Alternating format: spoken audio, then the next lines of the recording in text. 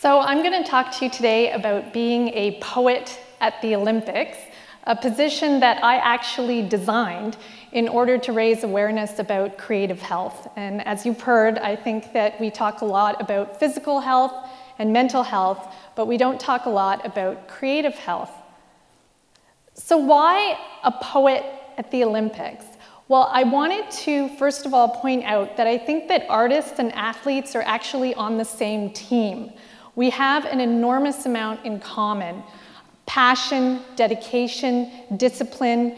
We're interested in precision, in symmetry, in style. We like to break boundaries. We like to be rebellious. We're interested in form.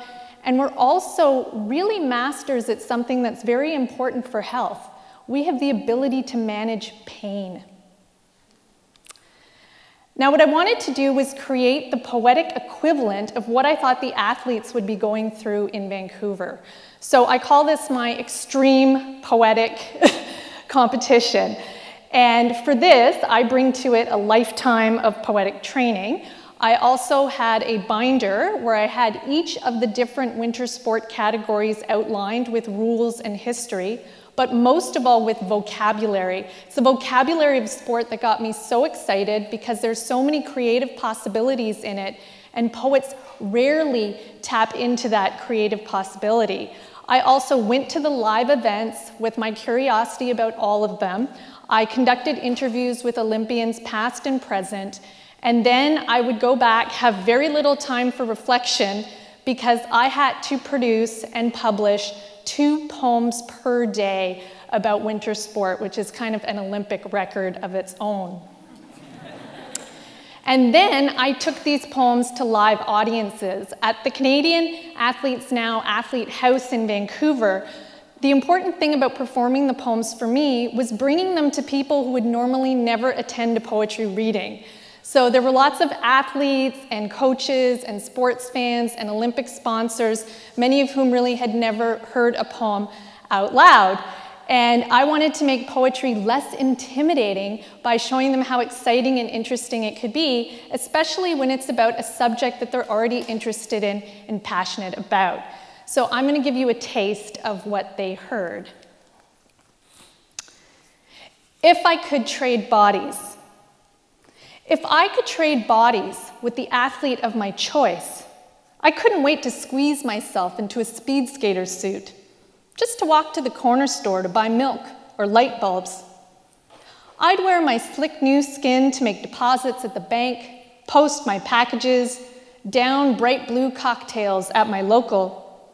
I'd even wear my superhero garb to teach at the university, one arm resting gallantly behind my back, the other swinging, as I explain the subtle differences between synecdoche and metonymy, why free verse flourishes in America and formalism in the UK. And if their eyes started to roll or heads nod, I'd say, "Follow me," and we'd take long, strong strides across campus, a massive knowledge relay linking history and space, facts, theories, equations, interpretations collecting like lactic acid in my massive thighs.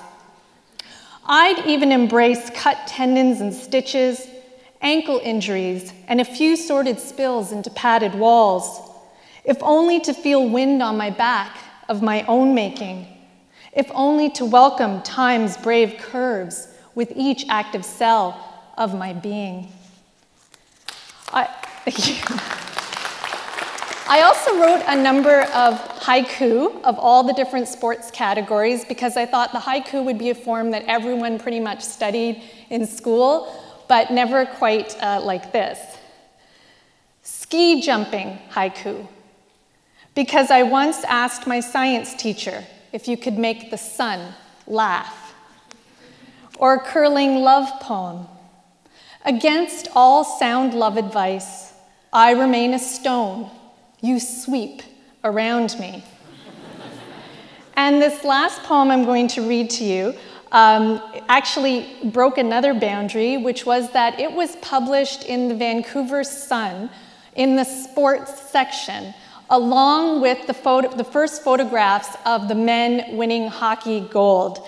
And you'll see what my strategy was for this poem pretty easily. Canada is the hockey ward. Crosby your fingers. Every sea, brook, and mountain cheers. Go, Canada, go. Turn up the Heatley. We need to be Thorntons in their sides. We boil with excitement. Our boys will parry in every corner, make our opponents look dowdy, Marlowe their stats. Stall Switzerland, Nash Norway, Pronger the United States with a flurry of shots. We'll get out of this what we put Aginla.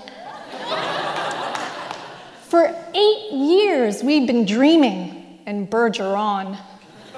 Like King Richard's, my kingdom for a gold medal.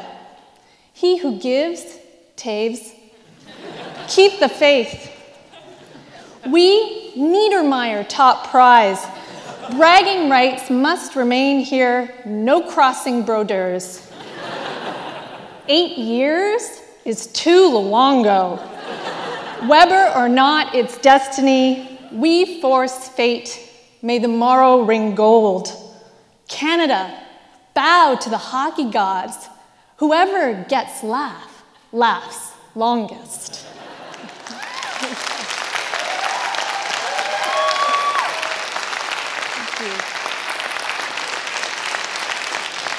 And then with my poetic momentum in full force, I continued my work on at the Vancouver Paralympic Games.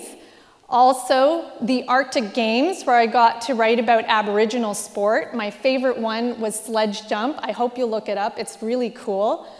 I was then asked to be the poet for the Rogers Cup tennis tournament that's held here every year at York University.